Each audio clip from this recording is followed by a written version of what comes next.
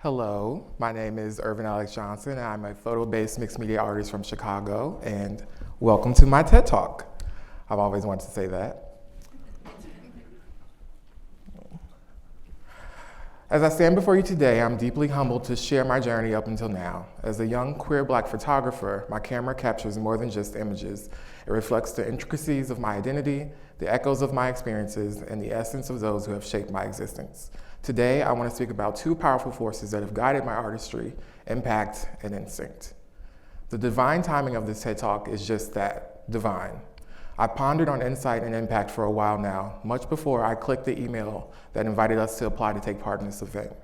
The beauty of being an artist is that every now and again we are gifted with the chance to bring mere thoughts into reality. I refer to my artistic practice as alchemy. Especially as a queer Black man, I've learned to transform my experiences and mold them into something new entirely, but the ability to do so had to be learned and practiced.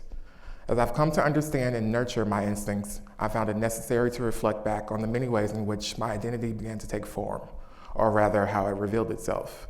Over the years, I've come to believe that children come into the world already fully realized. They are their own little people with ideas and a sense of self.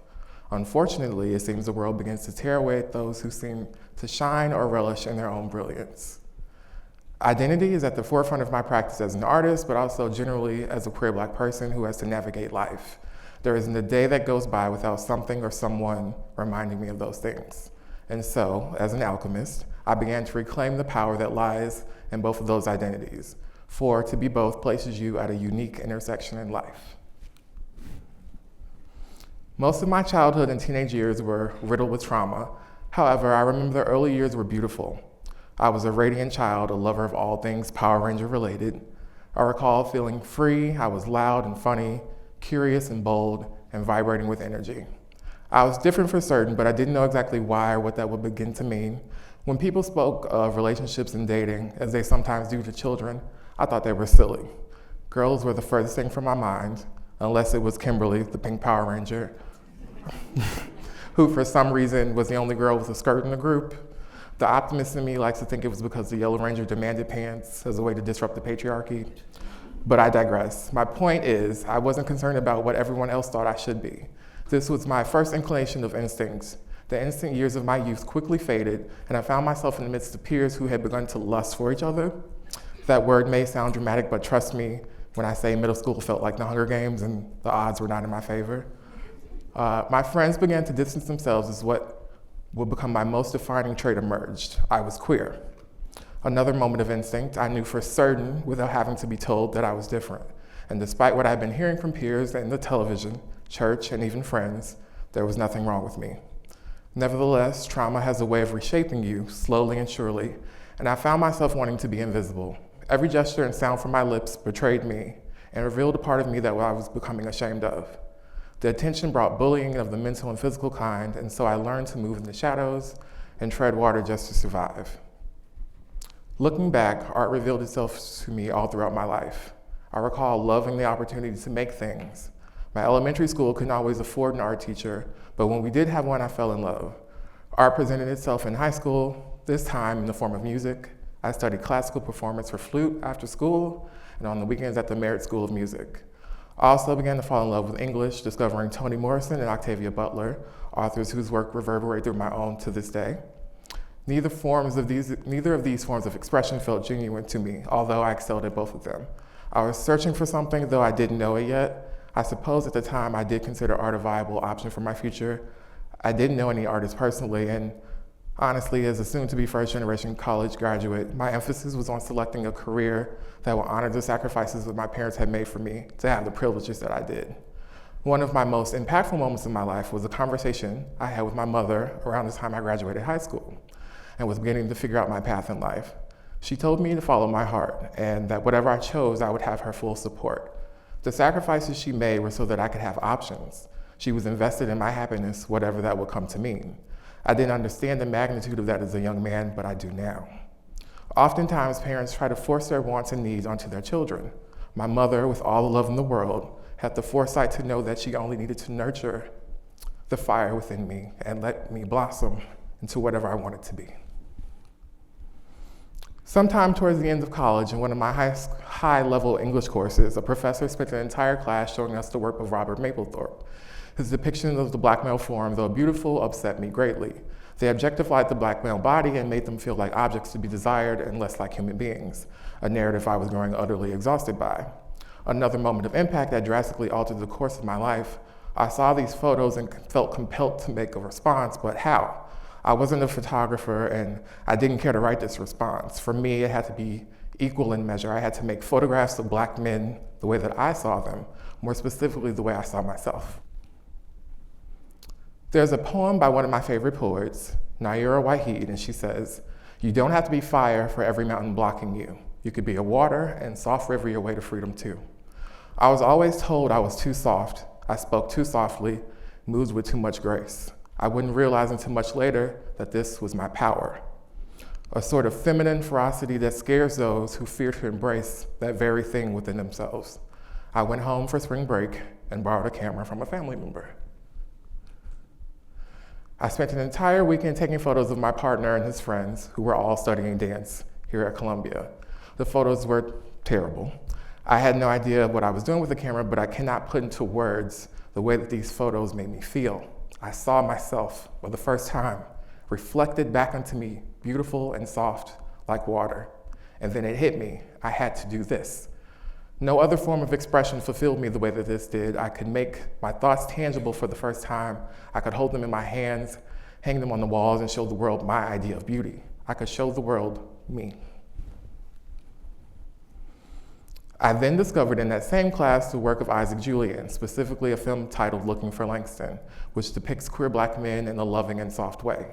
I distinctly remember the feeling of seeing that film for the first time. It felt like an exhale after 22 years of holding my breath. Another moment of impact and a lesson learned about art. For me, great work reveals something in yourself, perhaps something that you've hidden. It offers you a new perspective and a chance to reimagine something that you were once so sure about. I had been told there was only one way to be a black man, and yet here, reflected before me, was a chance to be something else entirely. I could be me, and the validation came from someone else like me, who had undoubtedly felt the things I felt, and in response made this work. I had to be a part of that. I felt compelled more than I had ever in my life. In 2010, I graduated from UIUC with a degree in rhetoric, which is the art of writing. And with my mother's blessing and support, I continued my education here at Columbia in photography. I was focused and began making work inspired by that Isaac Julien film. I explored the magic of the darkroom, studied color theory, view cameras, digital cameras, large format printers, studio lighting, etc. But the most important thing I learned at Columbia was to trust my creative instincts. This I learned from my most impactful professors, Myra Green, who taught my senior level project class, and Dawood Bey, who taught portraiture. Both professors were tough and challenged me, not only artistically, but also on a deeper personal level, challenging my perception as well. Myra, on the first day of class, assured us that at some point we'd leave the class crying.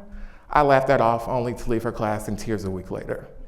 All in all, it was a beautiful experience of growth and transformation. I think that what she meant was that at some point we'd have to confront our egos, and we did. I learned through them to trust in ways I never had before. And slowly but surely, the kid who was once invisible dared to step back into the light. In every photograph I take, there's an element of instinct at play. It's the instinct to capture a moment, to freeze time, to convey emotion, and to tell a story. As a photographer, my instincts guide me to seek out authenticity, to uncover the hidden narratives that lie beneath the surface. It's about trusting my intuition and allowing my emotions to permeate through my work. What I love most about photography as a medium is the ability to select a scene out of life and deem it important. By focusing on my own identity, I validate myself and my existence, and in doing so, I validate those around me and those who will come after. In graduate school, I began to fully flesh out a technique I refer to as mixed media photography. I manipulate the surface of the photograph, removing pigment and then adding it back. In my thesis defense, I used the term renegotiate to describe the process. This is when I discovered that my process was, for me, a form of alchemy. In a larger sense, my fine art practice is in itself imaginative and original in that it reimagines the surface of the photo via renegotiation of the photographic surface, and therefore expands the possibilities of the photograph's existence by removing its inherent anchor in a truthful reality. By reworking the surface of the photograph and the information it contains, I renegotiate the truth. These are slides, selections from my work done at SCAD during my time in grad school. Both explore my relationship as a queer Black man with my faith. In 2014, as I began to finish my thesis work and wrap up my time in graduate school, Laquan McDonald lost his life to police brutality. I felt the urge to do something and somehow add my voice to conversations that were beginning to happen. I came up with the idea to create #InHonor, a photo series dedicated to honoring the lives of ordinary Black men and women. The work seen here are the first 2 images made for the series back in the winter of 2015. The name itself is a nod to the digital era in which we exist. I was curious about art's ability to exist within digital spaces. I wanted this work to exist in traditional art spaces, but also in places that art wasn't readily available and give back to people for whom it was made, my people.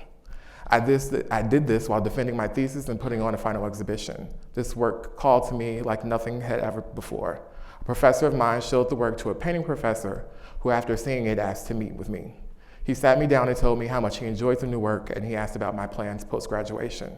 I told him I intended on returning home and that I would continue my fine art work. His response floored me. He thought that I should focus all of my attention and time on this new series. #InHonor has amazing potential, and I'd like to see what you can really do with it. The day before I left to return to Chicago, I met with the new head of photography at SCAD, Michael James O'Brien. He had caught wind of the work I was making, and he also asked to meet. He insisted that I show this work to Arnika Dawkins, a Black woman who ran a gallery in Atlanta. I did just that and ended up in a fall group exhibition with every great Black photographer I had ever read about. Deborah Willis, Hank Willis Thomas, Renee Cox, the list goes on. This was the beginning of what has been the most beautiful gallerist and artist relationship I have ever heard of. Arnika Dawkins, who now represents my work, gave me my first solo exhibition, a first of many. She nurtured me and my work in a way that only a Black woman could. I think what drove me to her, like everything else, was my instinct. She reminded me so much of my mother, strong and regal, protective and fierce. She and so many of the women in my life are the water that Naira spoke about in that poem.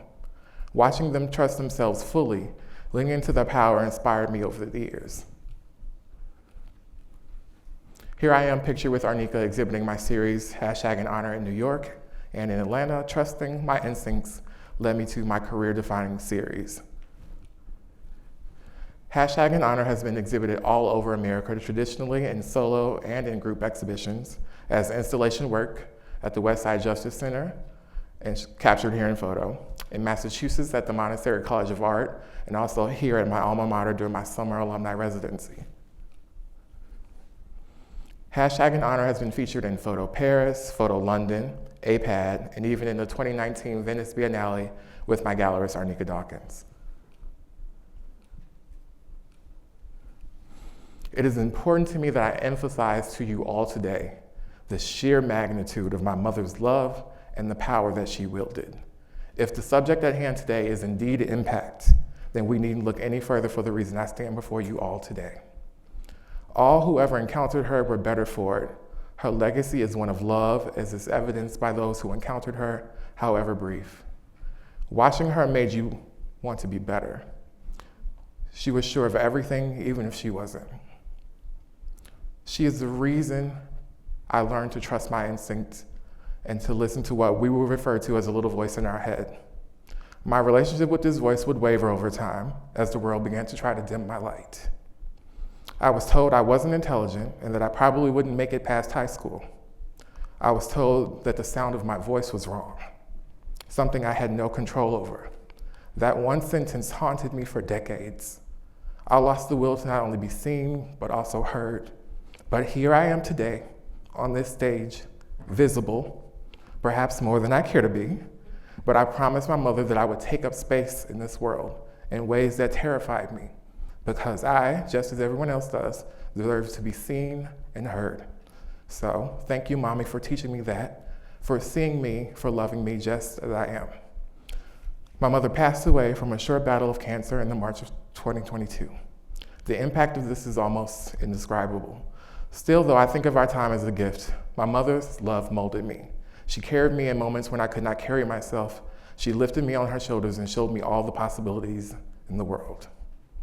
My mother, a beacon of strength and source of unwavering love, her passing left a void within me, a void that I seek to fill with memories immortalized through my lens. This new series is not just about mourning, it's about celebrating her life, her legacy, and her indomitable spirit. It's about capturing the essence of her being, the laughter in her eyes, the warmth of her embrace, and the wisdom in her words. Sometime in the early pandemic, I began to make a series about my mother. As close as we were, I couldn't recall an instance in which we had spoken extensively about her past. I wanted to honor her, but I wasn't sure exactly how. I turned on my camera and began recording conversations about her life. She spoke to me about her childhood, her triumphs and mistakes, and all the decisions that led her to where she was. We didn't get to finish that work, but it sparked an ember within me. I think what bothered me most was that I did not get to amplify my mother's voice. I am biased, but her story was beautiful. She was the personification of love and genuine kindness.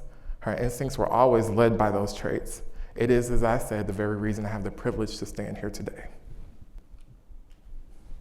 This photo was the first in the series and is one of the last that features her taken in the midst of the pandemic. Sometime shortly after, a moment of instinct struck me. I wanted to honor my mother, but I wasn't sure how, and then I came across this video on Instagram while mindlessly scrolling. It featured an egungun, which is a physical representation of your ancestors as a collective from the Yoruba tradition. And so I began to imagine how that could aid me in the efforts to pay homage. I commissioned a Chicago designer named Bo to fashion for me an egungun costume that would evoke my mother's spirit. We spent months sourcing fabrics that were similar to the textiles that could be found in our home. Entitled With Me Always, I photographed myself in places important to my mother to preserve her legacy and to amplify her voice eternally. Through this series, I hope to explore the intersection of grief and gratitude and to showcase the beauty of resilience in the face of loss.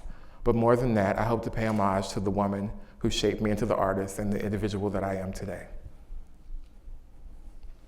James Baldwin said, "The purpose of art is washing away the dust of the daily life off of our souls.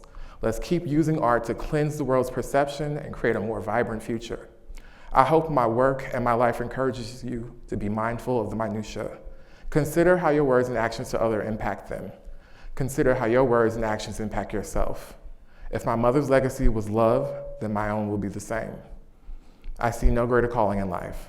My work allowed me to come back to myself, and it is my greatest hope that everyone is able to do the same. If I can leave you with anything this afternoon, it is this: trust yourself, believe all the good things everyone has ever said about you, and be more like water.